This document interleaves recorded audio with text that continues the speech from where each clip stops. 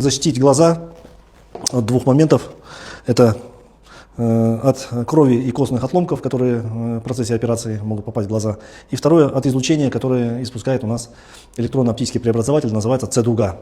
Мы вам тоже ее покажем, что это такое. С-дуга – это рентген в операционной, который позволяет визуализировать кости и проводить операцию непосредственно в момент операции, в ходе операции и после операции.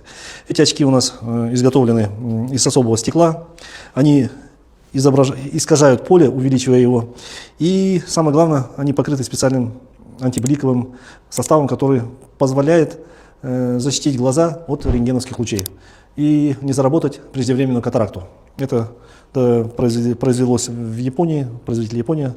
Я их ждал почти где-то, наверное, полгода, и они сейчас у меня имеются. Но дизайн очков довольно-таки подходит под обычные, стандартные, и достаточно удобно работать.